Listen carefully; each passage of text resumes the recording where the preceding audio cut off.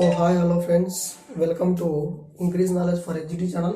So చూడండి, ఈరోజు మనం చెప్పుకోబోయేటువంటి టాపిక్ ఏంటంటే పర్స్పెక్టివ్ ఇన్ ఎడ్యుకేషన్. సో చూడండి, పర్స్పెక్టివ్ ఇన్ ఎడ్యుకేషన్, వర్తమాన భారతదేశంలో విద్య అనేటువంటి మనకు టాపిక్ అనేది డిఎస్సికి మెయిన్ కీ రోల్ పాయింట్ అనేది చేస్తుంది. సో ఖచ్చితంగా మనకు ఇది డిఎస్సికి మనకు ఇంపార్టెంట్ టాపిక్స్ అనేది దీంట్లో ఉంటాయి. సో దీంట్లో మ్యాటర్స్ ఎక్కువ ఉంటాయి. సో క్వశ్చన్స్ స్థాయి అనేది తక్కువ ఉంటుంది. మన అదృష్టం బాగుంటే మన ఇంట్రడక్షన్ పార్ట్ల మీద కూడా వీడియో నుంచి రావడం అనేది జరుగుతూ ఉంటుంది. సో చూడండి, రావాల్సిన ప్రీవియస్ పేపర్లో ఇప్పుడు ప్రజెంట్ ఉన్నటువంటి సిబిఎస్ఈ 8th క్లాస్కి కంపేర్ చేసుకుంటే మ్యాక్సిమం మోడర్న్ ఎడ్యుకేషన్కి దాని లింకప్ మ్యాటర్ ఇక్కడ ఉండడం అనేది జరుగుతూ ఉంది. సో చూడండి, పర్స్పెక్టివ్ ఎడ్యుకేషన్లో ఉన్నటువంటి ఆధునిక కాలం విద్యకు మనకు 8th క్లాస్ మ్యాటర్ ఉన్నటువంటి హిస్టరీ ఉంది కదా. సో 8th క్లాస్ హిస్టరీ దానికి దీనికి కంపేర్ చేసి చెప్పవచ్చు. ఎందుకంటే ఆ విధంగా ఉంది మ్యాటర్ ఇప్పుడు ప్రస్తుతం. ఎందుకంటే సిబిఎస్ఈ విధంగా మారిపోయినందుకు మనకు అనుకూలంగా వచ్చేసింది. లేకపోతే దీన్ని సపరేట్ నేర్చుకోవాలంటే చాలా టైం పడుతుంది. చూడండి, మనము ఆ 8th క్లాస్ హిస్టరీలో ఉన్నటువంటి టాపిక్లను సో దీనిలను అన్వయిస్తూ చెప్పుకుందాం. సో రెండు కూడా కవర్ అయిపోతాయి. సో 8th మళ్ళీ నేను హిస్టరీలో కూడా చెప్తాను.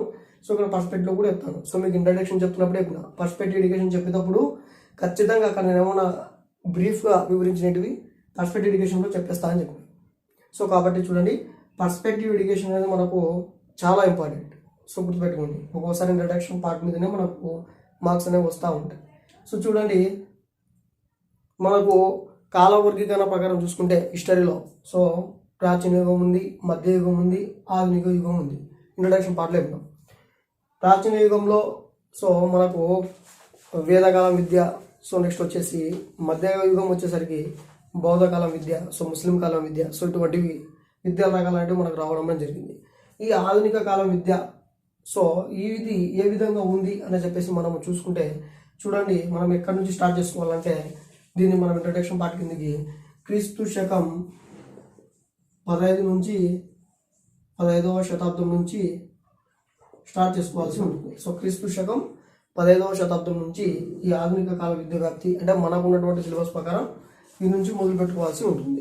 ఈ దానికి ఆధునిక కాలం విద్యా వ్యాప్తికి సంబంధించి చూడండి, క్రీస్తు శకం 15వ శతాబ్దం అంటే సో 15వ శతాబ్దం అంటే ఏ సంవత్సరం నుంచి ఏ సంవత్సరం వరకు వస్తుందంటే 1401 నుంచి సో 1500 వరకు వస్తుంది. సో గుర్తుపెట్టుకోండి, ఇదే మనకు 15వ శతాబ్దం అంటే. ఈ కాలం మధ్య సో చూడండి, ఫస్ట్ మనకు ఇంట్రడక్షన్ పార్ట్లోనే ఇచ్చాడు. సో మనకు మొత్తం 8th క్లాస్ హిస్టరీ సో వీటికి కంపేర్ చేసుకుంటూ చెప్తాం.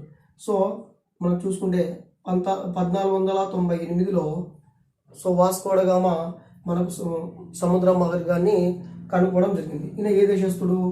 పోర్చుగీస్ దేశస్తుడు. సో మనం 8th క్లాస్లో కూడా చెప్పుకోవడం జరిగింది. సో పోర్చుగీస్ దేశస్తుడైనటువంటి వాస్కో డ గామా 1498లో ఏం చేసినాడు? సో భారతదేశానికి సముద్ర మార్గాన్ని కనుక్కున్నాడు. ఈ సముద్ర మార్గానికి కనుక్కున్న తర్వాత ఈ పోర్చుగీస్ వాళ్ళు సో కేరళ బార్డర్లో ఉన్నటువంటి కాలికట్ అనే ప్రాంతానికి చేరుకోవడం జరిగింది. వ్యాపార నిమిత్తం కోసం సో వచ్చినటువంటి వీళ్ళు సో విద్యార్థికి ఏ విధంగా కృషి చేశారనేటివి చూసుకోవాలి. ఈ పోర్చుగీస్లో ఉన్నటువంటి వీళ్ళు సో గోవాను మీకు చెప్పాను పరిపాలన ప్రాంతంగా పెట్టుకొని ఏర్పాటు చేసుకోవడం అనేది జరిగింది. ఆ తర్వాత మనకు చూడండి 1575 సంవత్సరంలో సో 1575 సంవత్సరంలో మనకు సెయింట్ ఆన్స్ అనేటువంటి పేరు మీద మొట్టమొదటి కళాశాల అనేది ఏర్పాటు చేయడం అనేది జరిగింది. సెయింట్ ఆన్స్ అనే పేరు మీద చూడండి 1575లో సో సెయింట్ ఆన్స్ అనేటువంటి ఒక పాఠశాలను ఏర్పాటు చేయడం జరిగింది. ఎక్కడ అంటే ముంబైలో. ఆ ప్రాంతం ఏంటంటే బాంద్రా. సో కృష్ణరీ యొక్క మిషనరీ అయినటువంటి ఒక వ్యక్తి saint father so Xavier Joseph అనే ఆయన సో ఈ సెయింట్ సామ్ని మనకు ఏర్పాటు చేసుకోవడం అనేది జరిగింది. సో చూడండి, ఇది మనకు ఇండియాలో ఉన్నటువంటి మొట్టమొదటి పాఠశాల. ఇప్పుడు 1575లో. ఆ తర్వాత కాలం అనేది మారుతూ ఉన్న కొద్దీ ఏం జరుగుతుందంటే సో ఉపాధ్యాయులకు మాదిరిగానే సో ఉపాధ్యాయులు ఉంటారు, సో గురుకులాలు ఉంటాయి. సో అన్నీ ఏర్పాటు చేసుకున్న తర్వాత ఈ ఉపాధ్యాయులకు కూడా శిక్షణ మందిరాలు అనేటివి మనకు తమిళనాడులో ఉండడం జరిగింది. సో తమిళనాడులో ఉపాధ్యాయులు ఉంటారు కదా. సో ఉపాధ్యాయులకు ట్రైనింగ్ కేంద్రాలు కూడా మనకు తమిళనాడులో ఏర్పాటు చేయడం అనేది జరిగింది. సో గుర్తు చేసుకోండి. సో ఇంతమంది పాల్గొన్నారు అందులో అంటే 8 మంది ఉపాధ్యాయులు. గుర్తుపెట్టుకోండి, 8 మంది ఉపాధ్యాయులు ఈ శిక్షణ కేంద్రానికి అప్పట్లో పాల్గొనడం అనేది జరిగింది. అంటే పాఠశాల ఏర్పడింది. సో పాఠశాల ఏర్పడిన తర్వాత మనకు ఉపాధ్యాయులు 2 వాళ్ళు ఉండడం అనేది ఉన్నారు. సో ఆ ఉపాధ్యాయులకు శిక్షణ కేంద్రాలు, వృత్తి శిక్షణ కేంద్రాలు, వృత్యంతర శిక్షణ కేంద్రాలు, వృత్తి పూర్వ శిక్షణ కేంద్రాలు అనేటివి కూడా ఆ కాలంలో ఏర్పరచడం అనేది జరిగింది. సో అందులో గాను 8 మంది పాల్గొనడం అనేది జరిగింది. సో దీంతో పాటు గుర్తుపెట్టుకోండి, మనకు పోర్చుగీస్ వాళ్ళు ఉన్నారు. సో అదేవిధంగా ఫ్రెంచ్ వాళ్ళు, సో మనకి క్లాస్ ఫ్రెంచ్ వాళ్ళు, డచ్ వాళ్ళు, సో ఈ విధంగా ఉండి వీటితో పాటు మనకు ఆంగ్లేయులు, సో ఆంగ్లేయులు కూడా మనకు బ్రిటిష్ వాళ్ళు కూడా మన ఇండియాలో ఉండడం అనేది జరిగింది. సో మనకు కావాల్సింది వీటి గురించి కాదు, సిలబస్లో వీళ్ళ గురించి కావాలి. సో ఆంగ్లేయులు కదా మనకు 250 సంవత్సరాల ప్రకారము పరిపాలించడం జరిగింది. వీళ్ళు ఏ విధంగా మనకు వ్యాప్తి చేశారు, ఈ ఆధునిక కాలంలో విద్యా వ్యాప్తి అనేది మనకి వీళ్ళకి ఇంపార్టెన్స్ ఇవ్వాల్సి ఉంటుంది. సో మీరు చూడండి, మనమైతే బీఈడీ కాదు, సో పీజీ లెవెల్లో కూడా కాదు, కాబట్టి ఇది బ్రీఫ్గా నేర్చుకోండి. మనకు కావాల్సింది హెచ్డి. కాబట్టి ఆంగ్లేయులు, సో బ్రిటిష్ వాళ్ళు ఏ విధంగా మనకు పరిపాలించారు, సో ఆ పరిపాలన విధానంలో మనకు విద్యా వ్యాప్తి అనేది ఏ విధంగా చేసుకున్నారు, సో స్వలాభం కోసం చేసుకున్నారా, మనకు మంచి చేయడానికి చేసుకుంటారు అనే కాన్సెప్ట్ మాత్రమే మనం చూసుకోవాలంతే. సో గుర్తుపెట్టుకోండి, మనకు ఇవల్ల అవసరం లేదు, ఇంట్రడక్షన్ పార్ట్ కింద నేను చెప్పడం అనేది జరిగింది. మనకు కావాల్సింది వీళ్ళు ఆంగ్లేయ కాలం లాంటి బ్రిటిష్ వాళ్ళు. సో ఈ బ్రిటిష్ వాళ్ళు ఫస్ట్ మనకు వ్యాపార నిమిత్తం వచ్చారనే చెప్పాం కదా. సో చూడండి, ఎప్పుడైతే వీళ్ళకు ఒక చట్టం అనేది వచ్చిందో, ఒక చార్టర్ చట్టం, సో 1600 సంవత్సరంలో ఒక చార్టర్ చట్టం వచ్చిందని చెప్పేసి మీకు నేను 8th క్లాస్ హిస్టరీలో చెప్పడం జరిగింది. ఎలిజబెత్ I అనే ఆమె సంతకం చేసి ఇచ్చింది. దీని ప్రకారం వీళ్ళు 1600, సో డిసెంబర్ పర్స్పెక్ట్ ఎడ్యుకేషన్లో డేట్ ఇచ్చారు, డిసెంబర్ 31న వీళ్ళకి హక్కు అనేది రావడం అనేది జరిగింది. ఈ విధంగా వచ్చినటువంటి హక్కు తీసుకొని వీళ్ళ దగ్గర పనిచేసే వాళ్ళు, సో చూడండి, మనమే ఉన్నాం, మనం తెలుగు మాట్లాడుతున్నాం, సో మన మాతృభాష తెలుగు మాట్లాడుతున్నాము. సడన్గా మనము కేరళ వాళ్ళు మన దానికి వచ్చి, సో పక్క రాష్ట్ర వాళ్ళు వచ్చేసి మన దాన్ని ఆక్రమించుకున్నారనుకోండి. ఆక్రమించుకొని, సో పక్క రాష్ట్రాల వాళ్ళు మన మీద వచ్చి ఆక్రమించుకొని వాళ్ళ మాతృభాషలో మాట్లాడుతుంటే మనకు అర్థమవుతుందా?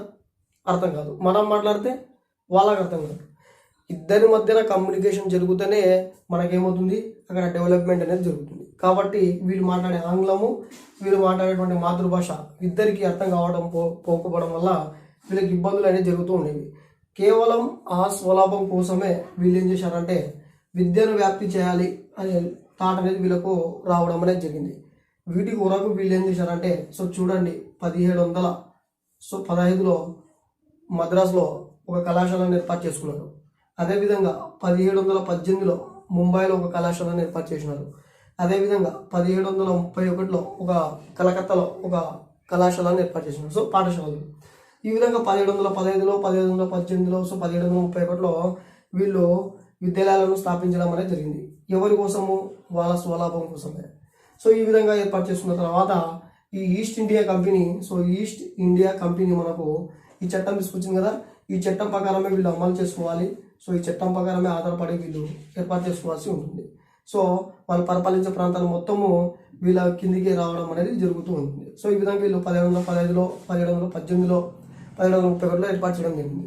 దానితో పాటు మనకు 1781లో ముస్లింల కోసం ఒక మద్రసాను, 1791లో బెనారస్లో కాశీ సంస్కృత హిందువుల కోసం విశ్వవిద్యాలయాలను ఏర్పాటు చేయడం అనేది జరిగింది. సో గుర్తుపెట్టుకోండి, 1781లో ముస్లింల కోసము మదర్సాలను ఏర్పాటు చేసినారు.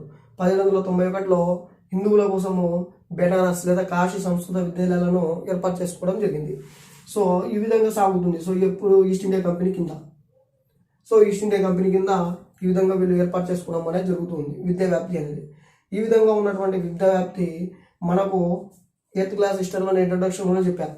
సో ఏ దేశంలో అయితే ప్రజాస్వామ్యం, విజ్ఞానం, హేతువాదం, సో గుర్తుపెట్టుకోండి, విజ్ఞానం, ప్రజాస్వామ్యం, విజ్ఞానం, స్వేచ్ఛ, సో ఇవన్నీ ఆ దేశ పౌరులలో ఉంటాయో అప్పుడే మనం వాటిని ఆధునిక కాలం అంటాం అని చెప్పేసి 8th క్లాస్ ఇంట్రడక్షన్ చెప్పేటప్పుడే ఎలా, ఎప్పుడు, ఎక్కడ, ఎవరి దగ్గర అయితే ఆ దేశ ప్రజలలో ప్రజాస్వామ్యం వాళ్ళ చేతిలో ఉండి, విజ్ఞానం వాళ్ళ చేతిలో ఉండి, సో హేతువాదం వాళ్ళ చేతిలో ఉండి, సో స్వేచ్ఛ అనేది వాళ్ళ చేతిలో ఉంటేనే ఆ కాలం వాళ్ళకు ఆధునిక కాలం అయిపోతుందని చెప్పేసి నేను అక్కడ చెప్పడం జరిగింది. లేకపోతే ఇది ఇతరుల చేతిలో ఉండి వీళ్ళు బాధించబడుతున్నారంటే దాన్ని మనం ఏమంటాం, వలసవాద కాలం అంటాం. సో గుర్తుపెట్టుకోండి, వలసవాద కాలం అంటాం. సో ఇది మనకు ఎయిత్ క్లాస్ హిస్టరీలో హైలైట్ చేయడం అనేది జరిగింది, వలసవాద కాలం.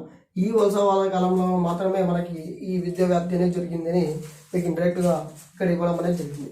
ఈ వలసవాద కాలం అంటే గుర్తుపెట్టుకోండి, మనకు పరిపాలించినది ఆంగ్లేయులు, బ్రిటిషులు. సో వాళ్ళని మనం బ్రిటిష్ అంటాం, ఆంగ్లేయులు అంటాం. వాళ్ళ స్వలాభం కోసమే వాళ్ళ మిషనరీలు కానీ, క్రిస్టియన్ల మిషనరీలు కానీ ఏవైనా కానీ ఏర్పాటు చేయడం అనేది జరిగింది. ఎందుకంటే కమ్యూనికేషన్ లేదు కాబట్టి ఇవన్నీ మన చేతిలో లేవు కాబట్టి దీన్ని మనం వలసవాద కాలం అని చెప్తాం. ఎందుకంటే వలసవాళ్ళు వచ్చి మనం పరిపాలించారు కాబట్టి. సో ఈ వలసవాద కాలంలో మనకు వచ్చినటువంటి సబ్జెక్ట్ని, ఏ సబ్జెక్ట్ని ఇంప్లిమెంట్ చేసినారంటే చూడండి, పాలిటీ. సో ఇది పౌరశాస్త్రం. గుర్తుపెట్టుకోండి, పౌరశాస్త్రం అనేది ఏ కాలంలో ఇంప్లిమెంటేషన్ చేసినారంటే వలసవాద కాలంలో పౌరశాస్త్రాన్ని విద్యాపరంగా ఇంప్లిమెంట్ చేయడం అనేది జరిగింది. సో చూడండి, పోయినసారి టెట్ కంప్లీట్లో ఇదే అడిగాడు. సో పౌరశాస్త్రాన్ని ఏ కాలంలో తీసుకోవడం అని జరిగిందని చెప్పేసి మధ్యకాలము, ప్రాచీన కాలం, సో వలసవాద కాలం, ఇటువంటి ఆప్షన్లు అన్నిటి ఇవ్వడం జరిగింది. గుర్తుపెట్టుకోండి, వలసవాద కాలంలో మనకు పౌరశాస్త్రం అనేది రావడం అనేది జరిగింది. సో ఈ విధంగా ఉన్నటువంటి ఈ విద్యా వ్యాప్తికి చేస్తున్న కృషి వల్ల సో ఆంగ్లేయులు విద్యను ప్రాప్తి చేస్తున్నారు. ఈ సమయంలోనే 1772లో మనకు చార్లెస్ గ్రాంట్ అనేటువంటి ఒక ఇంగ్లాండ్ వ్యక్తి ఇక్కడికి రావడం అనేది జరిగింది. సో ఇక్కడికి భారతదేశానికి చార్లెస్ గ్రాంట్. ఈ విధంగా వచ్చినటువంటి ఈ చార్లెస్ గ్రాంట్ ఒక నివేదికను తయారు చేశాడు విద్య కోసం. ఒక నివేదికను తయారు చేశాడు. ఈ నివేదికను తయారు చేసి సో ఈ నివేదికని మనం ఏమంటామంటే ది అబ్జర్వేషన్ అంటాం. సో ఈ నివేదికను మనము ది అబ్జర్వేషన్ అంటాం. ఈ ది అబ్జర్వేషన్ అనేటువంటి నివేదికను ఏం చేశాడంటే తన స్నేహితుని సహాయంతో ఈ బ్రిటిష్ పార్లమెంట్కి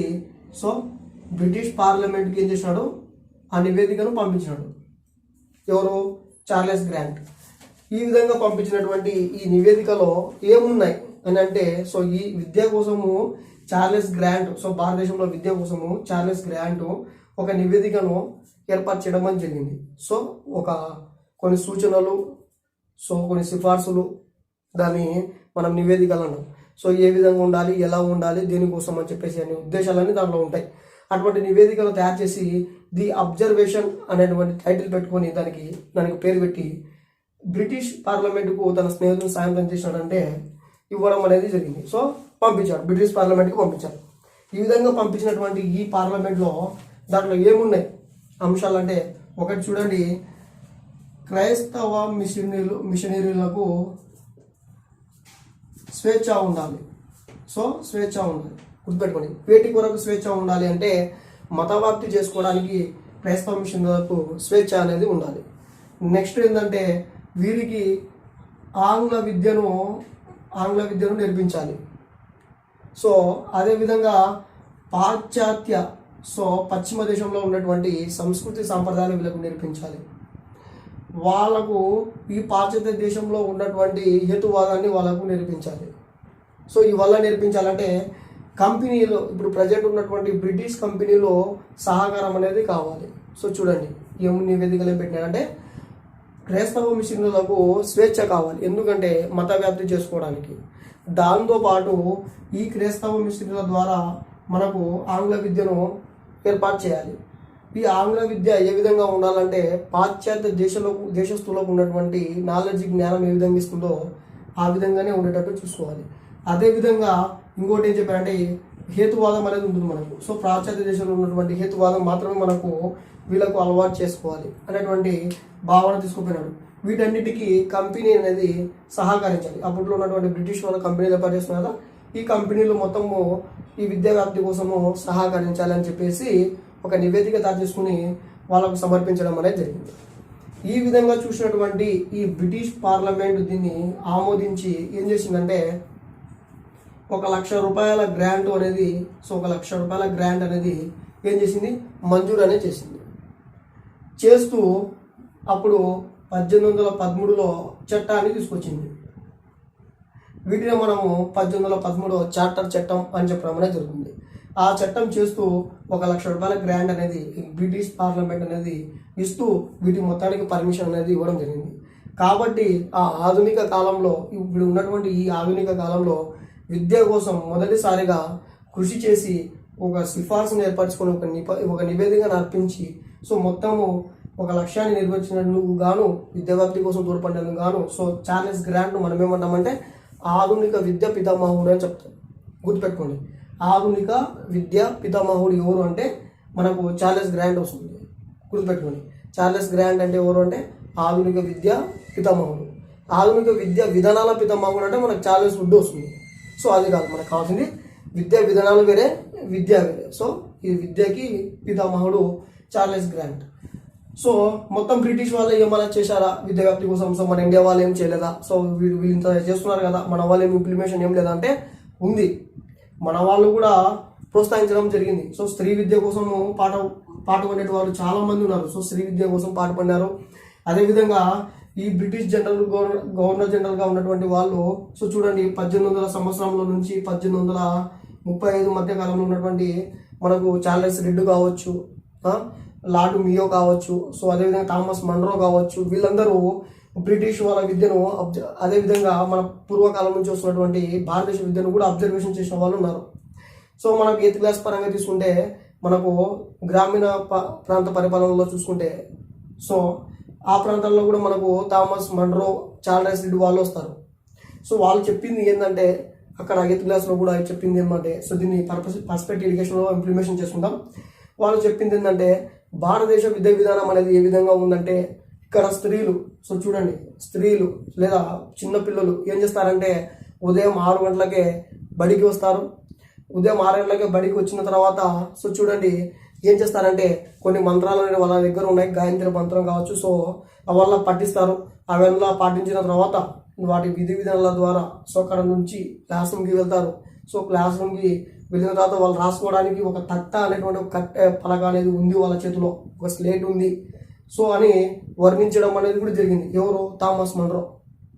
చూడండి మన ఇండియాలో ఉన్న వాళ్ళు కూడా మనకు అనుకూలంగా ఉండడం జరిగింది. సో కొంతమంది గవర్నర్ జనరల్స్, కొంతమంది మనకు స్త్రీ విద్య కోసం కూడా పాటుపడడం అనేది జరిగింది. సో చూడండి 1848లో ఎగ్జాంపుల్ తీసుకుంటే 8th క్లాస్ హిస్టరీకి వెళ్దాం. 1848లో జ్యోతిబాపులే ఏం చేశారు?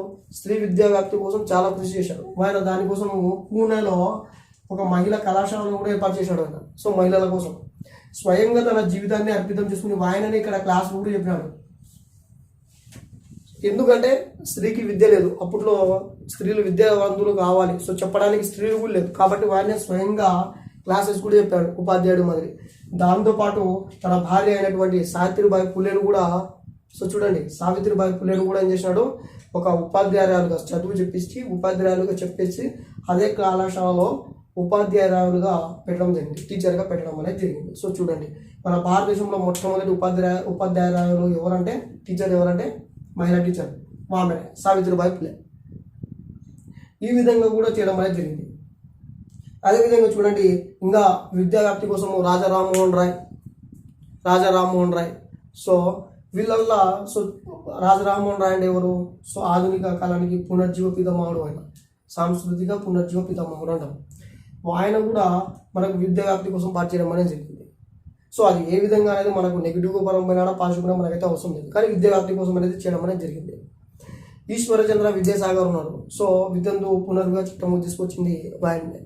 సో ఆయన కూడా ఏం చేశాడు? 1855-56 కాలంలో స్త్రీ విద్య కోసం పాటుపడ్డాడు. చూడండి ఈ విధంగా ఆ విద్య కోసము చాలా మంది మన ఇండియా వాళ్ళు కూడా దీంట్లో ఇంప్లిమెంటేషన్ కావడం అనేది జరిగింది. సో ఈ విధంగా మొత్తం మళ్ళీ మనం వెనక్కి వస్తే ₹1,00,000 గ్రాంట్ అనేది ఇచ్చేసి సో ఈ మొత్తాన్ని ఏం చేసింది? సో క్రైస్తవ మిషనరీలో మీరు పెట్టుకోవచ్చు, ఆంగ్ల విద్యను ఏర్పాటు చేసుకోండి. సో నెక్స్ట్ వచ్చేసి కంపెనీలు దీనికి సహకారం చేస్తాయి. సో పాశ్చాత్య విద్యను ఏర్పాటు చేసుకోండి. సో మొత్తం అని చెప్పేసి చార్లెస్ గ్రాంట్ చెప్పినటువంటి మొత్తాన్ని బ్రిటిష్ పార్లమెంట్ అంగీకరించి ₹1,00,000 విరాళం కిందికి గ్రాంట్ కిందికి ఇచ్చడం అనేది జరిగింది. ఈ ₹1,00,000 వాళ్ళు భారతదేశంలో విద్యను జరపాలి. ఈ ₹1,00,000 భారతదేశంలో వాళ్ళ విద్యను నడిపించాలి. సో చాలామంది విద్యావేత్తలు విరాళాలను ఇవ్వడం జరిగింది. సో వీటితో పాటు 20,000, సో 30,000, 10,000 ఇటువంటి గ్రాంట్లు అంటే విరాళాలు కూడా ఇవ్వడం అనేది జరిగింది. సో ఈ విధంగా ఉన్నటువంటి ఈ ₹1,00,000తో మనము నెక్స్ట్ స్టెప్ వేయాలి. ఎందుకంటే ఈ ₹1,00,000 మనకు ఇప్పుడు బేసిక్గా కాన్సెప్ట్ అనేది ఇవ్వడం అనేది జరిగింది. చూడండి, ఈ ₹1,00,000 ఏ విద్య కోసం పాటించాలి, వీటి కోసమే చాలా సో వివాదాలు కూడా జరగడం జరిగింది. సో దాని గురించి ఇప్పుడు మనము డిస్కస్ చేద్దాం. సో ఫస్ట్ చూడండి, విద్యా వ్యాప్తి మీకు ఇంట్రడక్షన్ నుంచి చెప్తున్నా. సో ఏ విధంగా ఉంది చార్లెస్ గ్రాంట్ వరకు వచ్చేసినాం. అదేవిధంగా విద్యా వ్యాప్తి కోసం మన ఇండియా వాళ్ళు కూడా ప్రోత్సహించడం అనేది చూసాం. ముఖ్యంగా స్త్రీ విద్య కోసం అయితే చాలామంది పాటుపడడం కూడా చూడడం అనేది జరిగింది. సో ఇప్పుడు చూడండి, కంపెనీ అనేది సో బ్రిటిష్ పార్లమెంట్ కంపెనీ అనేది ఓకే అని చెప్పేసింది. ఒక ₹1,00,000. సో చూడండి, ఎందుకు పదే చెప్తున్నా అంటే కీ రోల్ చేసేది ఇదే. ఒక ₹1,00,000 గ్రాంట్ అనేది ఇవ్వడం అనేది జరిగింది. ఈ ₹1,00,000 ఇప్పుడు ఈ ₹1,00,000 వచ్చాయి.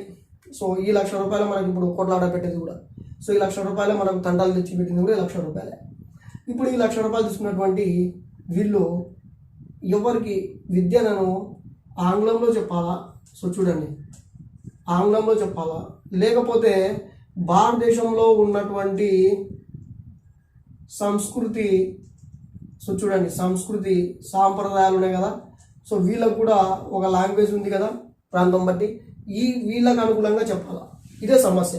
ఈ ₹1,00,000 ఇచ్చారు కదా గ్రాంట్, ఈ ₹1,00,000 లాంటివి ఆంగ్ల విద్యకు చెప్పాలనా, లేకపోతే గుర్తుపెట్టుకోండి భారతదేశానికి సంబంధించినటువంటి వాళ్ళ భాషలోనే చెప్పాలనా అనేటువంటి రావడం అనేది జరిగింది, సమస్యలు రావడం అనేది జరిగింది. ఈ ఆంగ్ల విద్యలోనే విద్య చెప్పాలి అని చెప్పేసి, సో మనకు చెప్పేటువంటి విద్య ఆంగ్లంలోనే చెప్పాలని చెప్పేసి ఎవరెవరు సమర్థించారంటే చూడండి, మనకు ఎత్తులాస్ పరంగా పోతే జేమ్స్ మిల్ గురించి నేను చెప్పడం జరిగింది. తర్వాత చూడండి, మనకు రాజా రామ్మోహన్ రాయ్, అదేవిధంగా మనకు చార్లెస్ గ్రాంట్ కూడా. సో చూడండి, చార్లెస్ గ్రాంట్ కూడా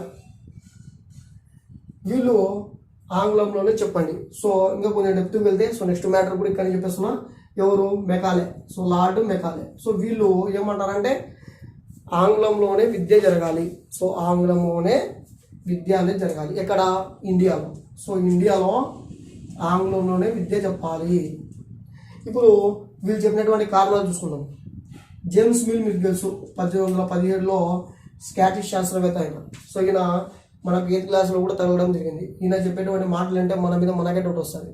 ఈయన ఏమంటాడంటే తెలుసా, భారతదేశం అనేది సో మూఢనమ్మకాలతో సో తార్కికంగా ఆలోచించే దేశం. సో మనము వీటికి ఆంగ్లంలో విద్యను నేర్పిస్తే వీళ్ళు ఆలోచనలు అనేవి వస్తాయంట, హేతువాద ఆలోచనలు వస్తాయి, సైంటిఫిక్ పరంగా నేర్చుకుంటారు. సో వీళ్ళు డెవలప్మెంట్ అవుతారు. కాబట్టే మనము ఆంగ్లంలో విద్య చెప్పాలి. వీళ్ళ విద్యలో ఏం నేర్పిస్తుంది? మనకు మూఢనమ్మకాలే నేర్పిస్తుంది. ఎటువంటి సంస్కృతి సంప్రదాయాలు వల్ల ఏం నేర్పిస్తున్నాయి? వీళ్ళకు మూఢనమ్మకాలే నేర్పిస్తున్నాయి. కాబట్టి మనకు సైంటిఫిక్ పరంగా నేర్పించాలి అంటే ఆంగ్ల విద్య కావాలా అని చెప్పేసి చెప్పడం జరిగింది. అదేవిధంగా హిస్టరీ ప్రకారం పోతే వీళ్ళు కానీ లేకపోతే ఇండియా అనేది అంధకారంలో ఉంటుందంట. సో దాన్ని జ్ఞానంగా అందించి వీళ్ళు ప్రోత్సహించాలంట. సో ఎవరు? ఈ బ్రిటిష్ వాళ్ళు అని చెప్పడం జరిగింది జేమ్స్ మిల్. ఈ రాజా రామ్మోహన్ రాయ్ మన ఇండియాకి సంబంధించిన వాడు. సో ఇండియాకి సంబంధించిన రాజా రామ్మోహన్ రాయ్ ఎందుకు ఆంగ్ల విద్యను ప్రోత్సహించాలంటే సేమ్ రీజన్. సో ఇక్కడ ఉన్న వాళ్ళు అంతా మూఢనమ్మకాలను నమ్ముతున్నారు. సో ఆ కాలంలో మూఢనమ్మకాలు ఎక్కువ.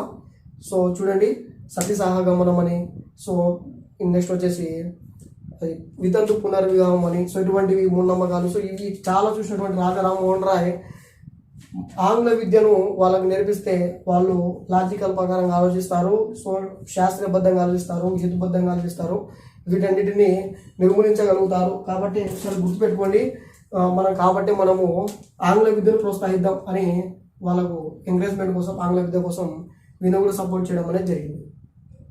చార్లెస్ గ్రాంట్ ఇంతకుముందే చెప్పాను. సో ఈయన ఆంగ్ల విద్య కోసమే కంపెనీలకు అర్థించినాడు. సో కంపెనీలు సాయం చేయాలని బ్రిటిష్ పార్లమెంట్లో కూడా అర్జీ పెట్టడం అనేది జరిగింది. ఇంకా మెకాలే కిందికి వస్తే ఈ లార్డ్ మెకాలే ఏమంటాడంటే, సో చూడండి, మీ దగ్గర ఉన్నటువంటి ఎయిత్ క్లాస్కి వెళ్తాం. సో ఎయిత్ క్లాస్కి వెళ్తే మీ దగ్గరగా ఉన్నటువంటి ఈ జ్ఞానం అనేది, ఈ ఆచారాలు అనేటివి, సో ఈ సంస్కృతులు అనేటివి, మీ తెలివి అనేది ఎంతవరకు ఎంత ఉందంటే మా యూరోప్ ఖండంలో ఉన్నటువంటి ఒక గ్రంథాలయంలో, సో ఒక గ్రంథాలయంలో ఒక రా ఉంటుంది కదా, సో అందులో ఉన్నటువంటి ఒక లైన్కి కూడా సరిపోదు అనేటువంటి ఎగతాళి చేసి మాట్లాడడం అనేది జరిగింది. ఎవరు? Lord Macaulay. సో ఈయన కూడా ఆంగ్ల విద్య కోసమే పాటు చేయడం అనేది జరిగింది. సో భారతదేశంలో సంస్కృతి సాంప్రదాయాల ప్రకారమే సో మన మాతృభాషలోనే విద్య జరగాలి అని చెప్పేసి చాలామంది కూడా మనకు సపోర్ట్ చేయడం జరిగింది. సో ఎవరెవరు? సో థామస్ మన్రో కానీ, సో లేకపోతే మెకంజీ కానీ, సో నెక్స్ట్ వచ్చేసి వారన్ హేస్టింగ్స్ కానీ, సో గవర్నర్ జనరల్ కదా మొట్టమొదటి గవర్నర్ జనరల్ వారన్ హేస్టింగ్స్ కానీ, సో నెక్స్ట్ వచ్చేసి చాలామంది వీటికి అంగీకరించడం అనేది జరిగింది. సో ఇప్పుడు చూడండి, ఆంగ్లంలో విద్యను బోధించాలని చెప్పే వాళ్ళు ఎవరు అంటే పాశ్చాత్య దేశస్తులు. వీళ్ళు ఎవరంటే ప్రాచ్య దేశస్తులు. సో ప్రాచ్య దేశస్తులు వీరికి ఇదే ₹1,00,000 వీటికి చెప్పాలన్నా వీళ్ళకి చెప్పాలన్నా, సో వీటికి ఉపయోగించాలన్నటువంటి వివాదం అనేది జరగడం అనేది జరిగింది. ఈ ఆంగ్లం సంబంధించినటువంటి వీళ్ళను మనం ఏమంటాం? ఓరియంటిస్టులు అంటాం.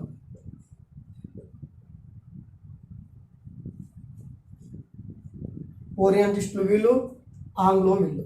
సో వీళ్ళ మధ్య జరిగినటువంటి వివాదం మనం ఏమంటాం? ఆంగ్లో ఓరియంటిస్ట్ వివాదం అని చెప్తాం, లేదా ఓరియంటిస్ట్ ఆంగ్లో వివాదం అని చెప్తాం. ఇది ఎప్పుడు జరిగింది? మనకు 1813 నుంచి జరుగుతూ ఉంది. 1813 నుంచి ఎప్పుడైతే ₹1,00,000 గ్రాంట్ ఇచ్చాడో అప్పటి నుంచి జరుగుతూనే ఉంది సో వీళ్ళిద్దరి మధ్య. దీన్ని మనము ప్రాక్ పాశ్చాత్య వివాదం అని కూడా చెప్తాం.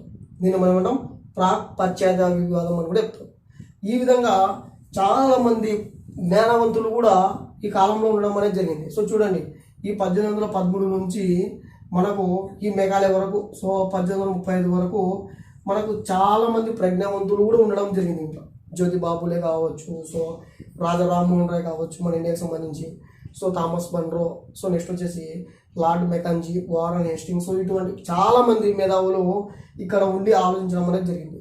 సో కాబట్టి ఈ కాలాన్ని మనం ఏమంటామంటే ప్రజ్ఞావంతుల కాలం అంటాం.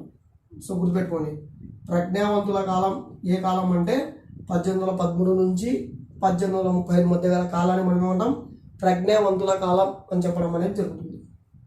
సో మీకు ఇటువంటివి అడగడం అనేది జరుగుతూ ఉంటుంది. సో ఎగ్జామ్ పాయింట్ వైజ్ ప్రజ్ఞావంతుల కాలాన్ని ఏ కాలం అంటారు అంటే 1813 నుంచి 1835 మధ్య కాలాన్ని మనం ప్రజ్ఞావంతుల కాలం అంటాం.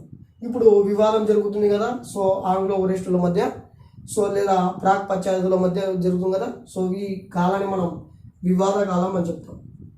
గుర్తుపెట్టుకోండి, వివాద కాలం అన్నా ప్రజ్ఞావంతుల కాలం అన్నా ఈ ఇయర్ రావాలి మనకు 1813 నుంచి 1835 వరకు. సో గుర్తుపెట్టుకోండి.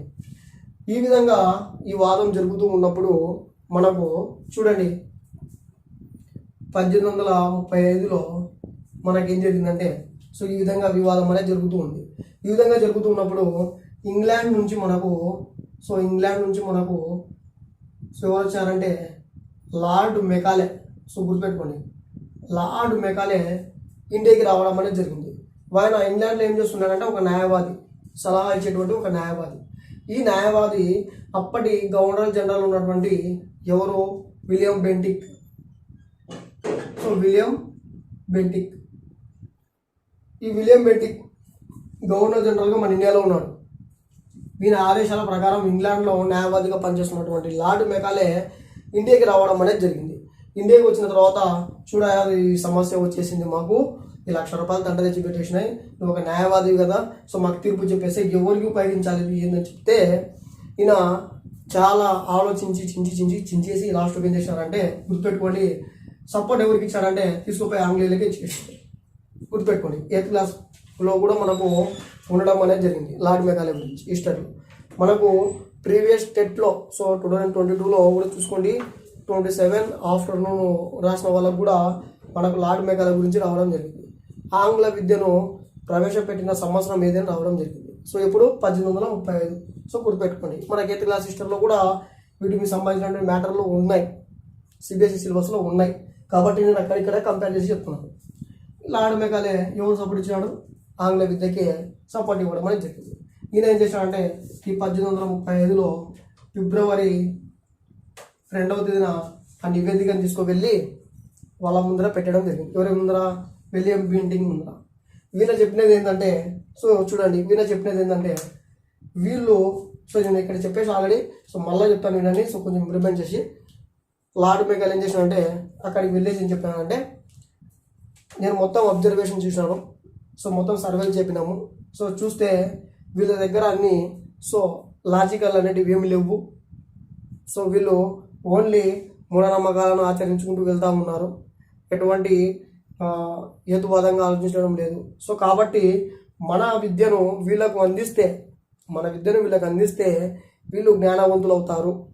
సో వీళ్ళ దగ్గర వీళ్ళు చెప్పేటువంటి సాహిత్యాలు ఇవి ఉన్నాయి కదండి.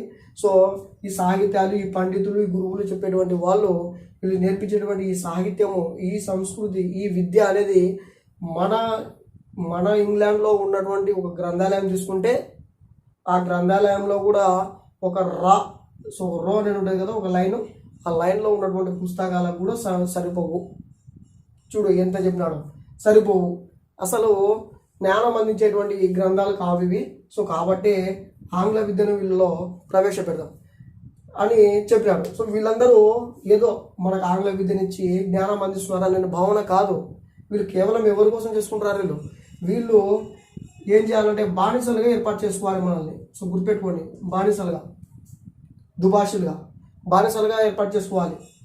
ఇప్పుడు మనకు ఆ లాంగ్వేజ్ రాలేదనుకోండి, ఆంగ్లం లాంగ్వేజ్ రాకపోతే మనం వాళ్ళకు అండర్స్టాండింగ్ చేసుకోలేము. మన లాంగ్వేజ్ వాళ్ళకు రాదు, వాళ్ళ లాంగ్వేజ్ మనకు రాదు అనుకోండి, అక్కడ డెవలప్మెంట్ అని జరిగేది నేను ఇంట్రడక్షన్లోనే చెప్పాను. కేవలం దానికోసం మాత్రమే వాళ్ళు విద్య నేర్పించాలని చూస్తున్నారు. మీరు ఏమంటారంటే గుర్తుపెట్టుకోండి, రక్తవర్గము సో హైట్ వెయిట్ సో రక్తవర్గము డిఎన్ఏ పరంగా వాళ్ళు భారతీయులే ఉండాలి, కానీ ఆలోచనల పరంగా జ్ఞానం పరంగా మనకు బ్రిటిష్ వాళ్ళ లెక్క ఆలోచించాలి.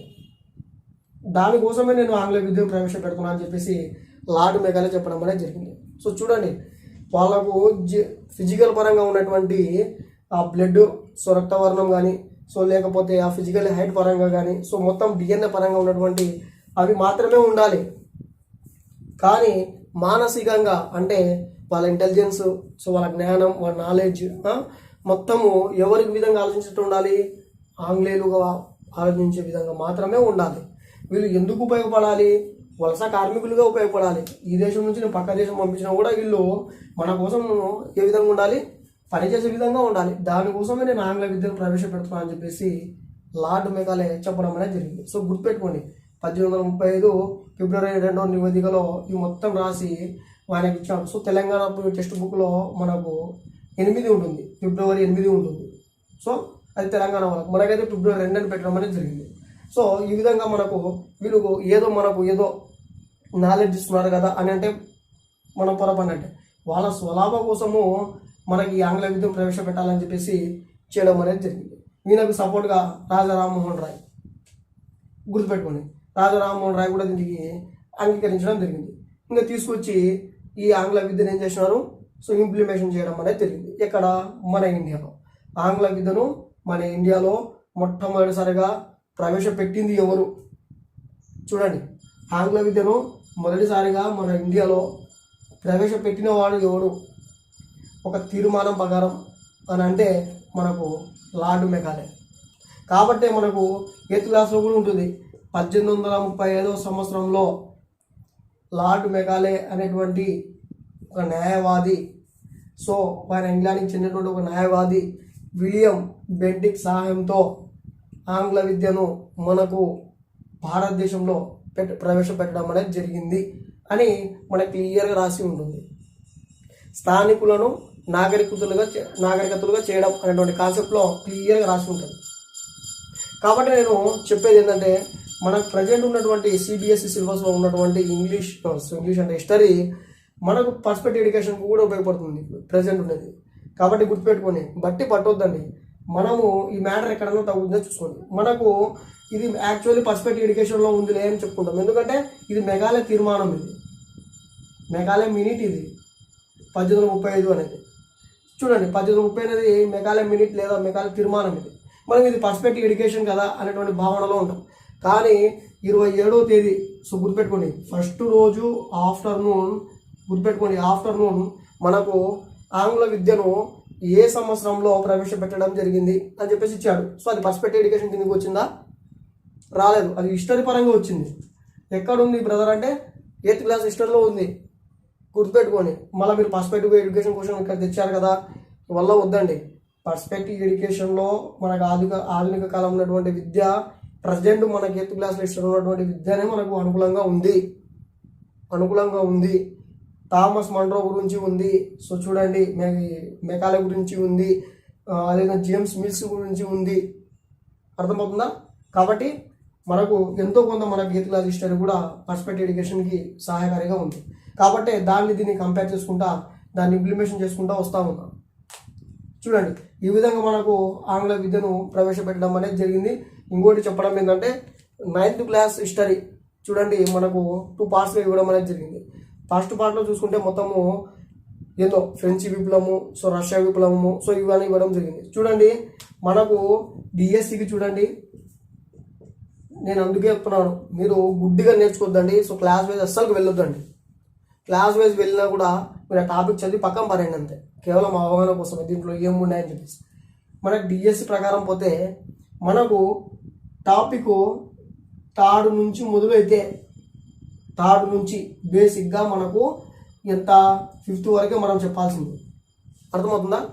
కానీ 8th వరకు, సో మనకు చూడండి 8th వరకు పెట్టినారనుకోండి పర్లేదు, 8th క్లాస్ వరకు లాక్కొని రండి. ఇక్కడ మేము డిఎస్సికి అయితే 6th నుంచి 8th మంచి ప్రిఫరెన్స్ ఇవ్వండి. ఈడికి వచ్చేసిన తర్వాత ఈ 9th 10th మనం ఏం చేయాలంటే మొత్తం లెసన్స్ చదవకూడదు. మనం ఎస్ఏనా ఎడ్జిటి మనం 9th ఉన్నటువంటి ఈ టాపిక్లు 8th కానీ 6th కానీ 7th కానీ ఎక్కడైనా టచ్ అయినాయా చూడండి. ఈ 10th ఉన్నటువంటి టాపిక్లు ఈ 9th, సో ఈ 9th రావాలంటే 8th, సో 8th కానీ 6th 7th కానీ ఏమైనా టచ్ అయినాయా? ఆ విధంగా టచ్ అయి ఉంటేనే చదవండి. అవి లేదనుకోండి లాస్ట్ ప్రిఫరెన్స్ ఇవ్వండి. మీ సరదా మనమేం కాలేదేమో కదా, మేము ఊకనే ఉన్నాం, మేము చదువుకుంటామంటే దానికి లాస్ట్ ప్రిఫరెన్స్ ఇవ్వండి.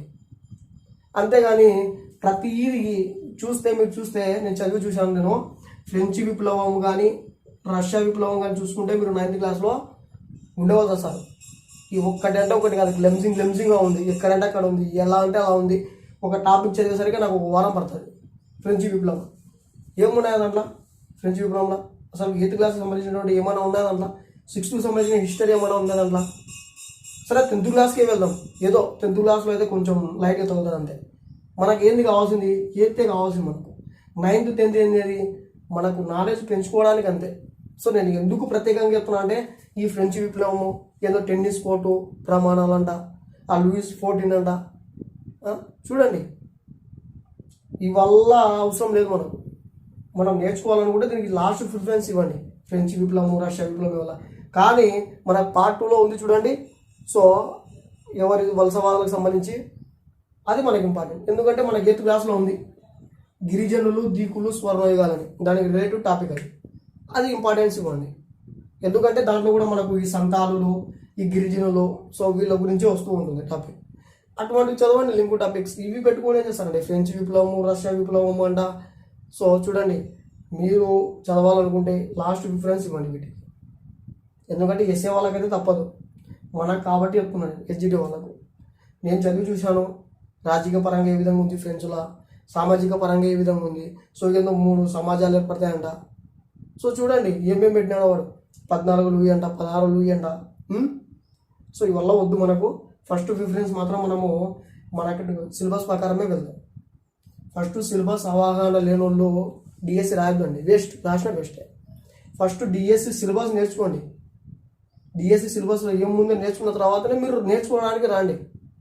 అంతేగాని అందులో ఏముంది కూడా తెలియకుండా వచ్చేసి మీరు ఏదేదో తిక్క డౌట్లు అడిగితే వేస్ట్, మీకు జాబ్ రాదు. ఇంకా అది ఉన్న విషయం, అది ఉన్నమాట, అది వాస్తవం చెప్తున్నా. డిఎస్సి సిలబస్ మీద మీకు పట్టు ఉంటేనే మీరు లోపలికి దిగండి. లేదు డిఎస్సి సిలబస్ తెలియదు, ఏదో క్లాస్ వైజ్ చదువుకుంటూ పోతా అంటే పోండి, ఇంకా మీ ఇష్టం, ఇంకా మనం ఏం చేయలేం. రకరకాల డౌట్లు వస్తాయి, ఇది చదవాలన్నా వద్దా. మనకు 9th క్లాస్ ఈసారి 3 చాప్టర్లే ఉన్నాయి, ఏ దాంట్లో బయాలజీలో. ఆ 3 చాప్టర్లు తీసుకుని మనం 10th ఇంప్లిమెంటేషన్ చేసుకొని పోవాలా. నేను మొత్తం చదువుతా అంటే చదువుకోపో, మనం ఏం చేయలేం కదా. సో కాబట్టి గుర్తుపెట్టుకోండి, ఏదైనా కానీ మనకు బేసిక్ నుంచి రావాలి. సో చూడండి, ఫస్ట్ డిఎస్సి సిలబస్ ఏముంది మనకు అది గుర్తుపెట్టుకోండి, అవే నేర్చుకోవడానికి ట్రై చేయండి. మేము కూడా డిఎస్సి సిలబస్ ప్రకారమే చెప్తాం కాబట్టి. ఫస్ట్ డిఎస్సి సిలబస్ నేర్చుకోండి. సో నేను ఇంతవరకు చెప్పినటువంటి మ్యాటర్ 1835లో లార్డ్ మెకాలే తీసుకొచ్చినటువంటి మెకాలే మినిట్ లేదా మెకాలే తీర్మానం వరకు బ్రీఫ్గా, సో డెప్త్ కూడా ఇవ్వలేదు. సో ఆయన ఏ ఉద్దేశంతో తీసుకొచ్చాడనే కాడికి నేను స్టాప్ చేస్తున్నా ఈరోజు. నెక్స్ట్ పార్ట్లో ఇదే హెడ్డింగ్ పెట్టేసి మరలా దీన్ని లాక్కోవడానికి ట్రై చేస్తాను. ఎంతవరకు? వుడ్స్ డిపాజ్ వరకు, సో వుడ్స్ నివేదిక వరకు. సో వినానే మనం ఏమంటాం ఆధునిక విద్యా విధానాలకి పితామహుడు అంటాం. సో ఆ అభివృద్ధి ఎందుకు వచ్చిందో కూడా చెప్పుకుంటాం. కాబట్టి చూడండి, మేము టాపిక్ బేస్ లాక్కొని వెళ్తున్నాం. సో ఆధునిక కాలంలో విద్య ఎక్కడి నుంచి స్టార్ట్ అయింది, సో నేను ప్రజెంట్ మేఘాలయ వరకు వాపిస్తున్నా. తర్వాత మేఘాలయనే పట్టుకొని ఊడ్స్ వరకు లాక్కుండా, సో ఈ విధంగా టాపిక్ అనేది ఎలాబరేట్ చేసుకుంటూ వెళ్తూ ఉందాం. సో చూడండి, ఖచ్చితంగా మన అదృష్టం బాగుంటే ఇంట్రడక్షన్ పార్ట్ మీద నుంచే రావడం అనేది జరుగుతుంది. కాబట్టి మీరు మా ఇన్ఫర్మేషన్ అనేది మీకు వర్త్ అనిపిస్తే సో లైక్ చేయండి అండ్ షేర్ చేయండి అండ్ కామెంట్ చేయండి. స్కిప్ మాత్రం చేయొద్దండి ఎక్కడ కూడా. సో ప్రతి మ్యాటర్ని కూడా మీరు అర్థం చేసుకోవడానికి ట్రై చేయండి. సో చూడండి, పర్స్పెక్టివ్ ఎడ్యుకేషన్ అనే మ్యాటర్ అనేది ఒక్కొక్క చోట ఒక్కొక్క రకంగా ఉంటుంది. సో కాబట్టి ఇది నేర్చుకోవడం మనకు టఫ్ అనిపిస్తుంది. చూడండి, మా ఛానల్ని ఫాలో అవ్వండి. మేము వర్త్ ఇన్ఫర్మేషన్ అనేది ఇస్తాము. కాబట్టి మా ఇన్ఫర్మేషన్ మీకు వర్త్ అనిపిస్తేనే సో మాకు సపోర్ట్ చేయండి. So thank you.